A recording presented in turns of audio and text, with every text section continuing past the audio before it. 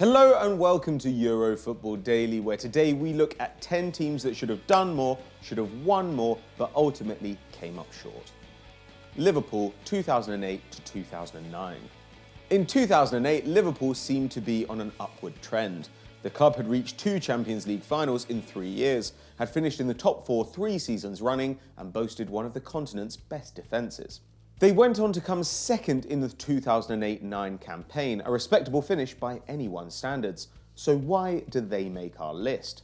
Simply put, the squad should have been too good to go trophyless. Pepe Reina was a world-class goalkeeper, Jamie Carragher and Sami Hyypiä still dominated in defence, while £19 million Robbie Keane came in to partner the lethal Fernando Torres in attack. But the side's crowning jewel was its midfield: Steven Gerrard, Javier Mascherano and Xabi Alonso, with each player elite in their role. Top at Christmas, the Reds did the double over rivals Man United in the league and lost twice all season. However, 11 draws cost them, and Ferguson's team won the title by 4 points. A year later, Benitez, Mascherano and Alonso had all gone, and a knee injury began Torres' decline. The stars had aligned briefly, but Benitez had failed to take advantage. 9. Fiorentina 1998 to 1999. A European Cup winner with Juventus and a title winner with Juve, Inter, Benfica, Red Bull Salzburg and Bayern Munich, Giovanni Trapattoni has brought trophies almost everywhere he's gone. But even as decorated a coach as the Italian has regrets, and his failure to win anything in his 2 years in Florence must still cause Trapattoni pain today. The team was sensational. Led by Rui Costa and Gabriel Batistuta, then among the world's best strikers, La Viola were top of the league at the halfway point, having beaten Milan away and defeated the previous season's Champions League finalists Juventus. But somehow the wheels came off halfway through the season. They exited the UEFA Cup in the second round, getting kicked out of the tournament after a fan threw a homemade bomb at a linesman during a game against Grasshopper. Though Fiorentina won the game, they were disqualified on the spot and went into freefall. In their last 15 league matches, they lost 6, drew 6 and won just 3, coming in third behind Lazio and Milan, and they lost the Coppa Italia final to Parma. It was actually their best Serie A finish in 15 years, and Batigol had scored 21 goals, making the Nintendo-sponsored purple shirt immortal. But they still went home empty-handed. 8. Schalke. It's become widely accepted in recent years that Schalke can't compete with Bayern, Dortmund and even Bayer Leverkusen and RB Leipzig. But why is that? The Königsblauen are one of the biggest clubs in Germany, with the country's 4th biggest stadium seating 62,000. That's more than the Emirates, the Etihad or Anfield. That helps make them one of Europe's richest sides too, ranked 14th by Deloitte in 2016.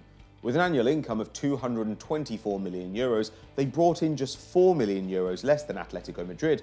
But while the Rojiblancos have reached the Champions League final twice in the last 4 years, Schalke have only qualified for the competition in half of their previous 10 campaigns.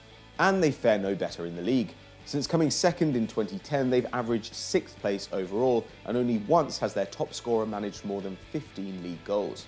That's despite having an academy which has produced Manuel Neuer, Mesut Ozil and Julian Draxler, while the squad in the last 5 years has seen talent like Max Meyer, Leon Goretzka, Sead Kolasinac and Leroy Sané. Now under the management of 32-year-old visionary Domenico Tedesco, perhaps they can break a 60-year title duck soon. Number 7. PSV Eindhoven 1994 to 1996. Brazilian Ronaldo arrived in Europe in 1994, but it took him until 2003 to win his first title on the continent. He scored 47 in 49 for Barcelona as they came second in La Liga in 1997, compounding the heartbreak the forward must have felt after 2 years of disappointment in the Eredivisie with PSV. Ronaldo scored 54 in 57 appearances for the Dutch Giants, partnering the great Luc Nilis with Eidur Gudjohnsen behind him in the pecking order. Support came from Wim Jonk, Philip Cocu and Jaap Stam, but in 1995 the Eindhoven outfit still finished third, 14 points off champions Ajax. While PSV had scored 85 and had a goal difference of 39, Ajax had scored 106 and had a goal difference of 78. The next year they got closer, this time missing out by just 6 points and lifting the KNVB Cup, but that was the limit of R9's success in the Netherlands. 6. Newcastle. Only 5 English clubs can boast a bigger stadium than Newcastle United, and yet the Magpies have not won a major trophy since 1955, unless you count winning the second division, which they've done twice. But the closest they came to breaking that run was in the 90s, under the leadership of Kevin Keegan.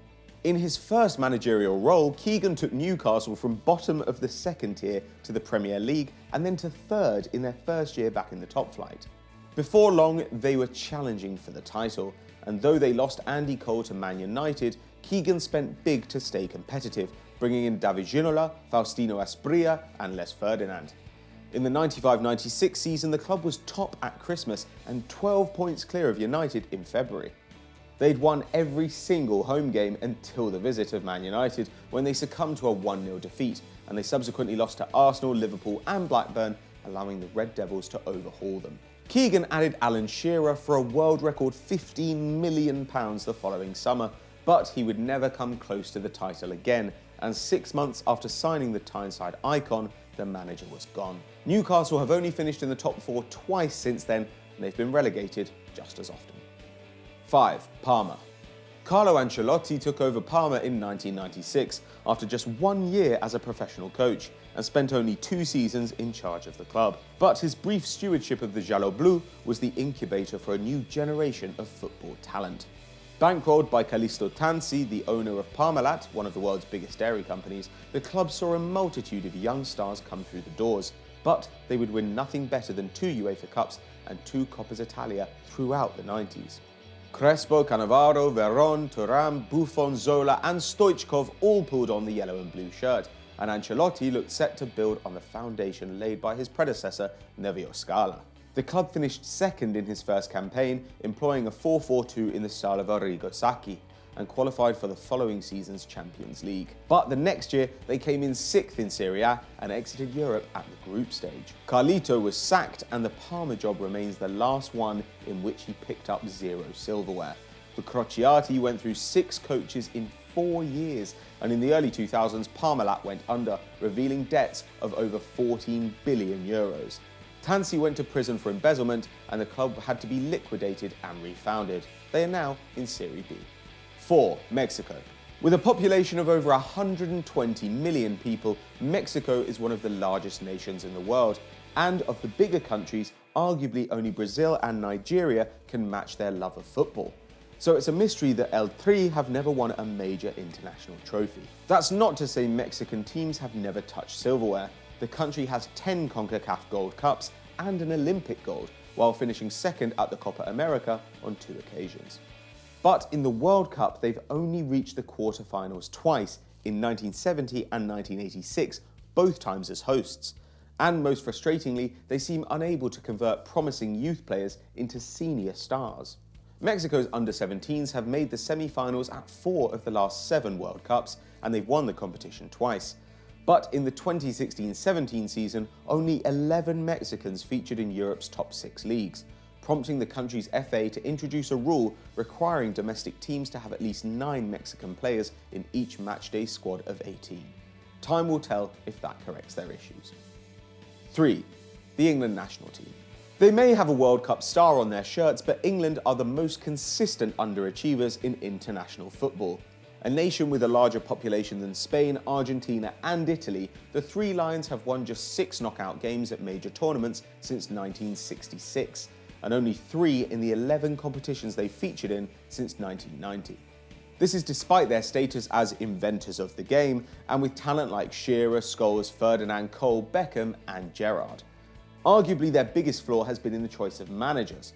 From Glenn Hoddle, who walked anti-clockwise around the pitch before games to create positive energy, to Steve McClaren, the Wally with a brolly, to Roy Hodgson, who played Rooney in midfield and masterminded a loss to Iceland at Euro 2016. With Ali, Sterling, Stones and Kane primed for superstardom, England have their best shot in over a decade to prove their worth on the international stage. Unfortunately, as usual, the smart money is on them messing it up. 2. Real Madrid Galacticos. Starting in 2000, the first Galacticos era was a seismic event in football history. Real Madrid, desperate to regain their standing in an increasingly competitive league, spent €218 million on Figo, Zidane, Beckham and Ronaldo, supplementing the homegrown talents of Raúl and Casillas with the world's most sought-after players. The outlay brought the Merengues 2 league titles and 1 Champions League, though Beckham won just a single Liga and the Spanish Supercopa during his time in Spain. In the years they didn't win the league, they finished 3rd and 4th behind Valencia and Deportivo La Coruña on both occasions, and after 2003 they failed to replicate success in Europe, exiting the UCL at the round of 16 in 6 consecutive seasons. It all looks pretty unimpressive given the success of the second Galacticos era. Although Real have been domestic champs just twice since 2008, when Pep Guardiola became Barcelona manager, they are firmly kings of Europe again, with 3 Champions Leagues in 4 seasons between 2013 and 2017. But those last 2 came under the management of Zidane, so perhaps the 75 million euros they spent on the Frenchman is still bearing fruit. 1. France 2002. Every time France have a great World Cup campaign, they follow it up with an abysmal one.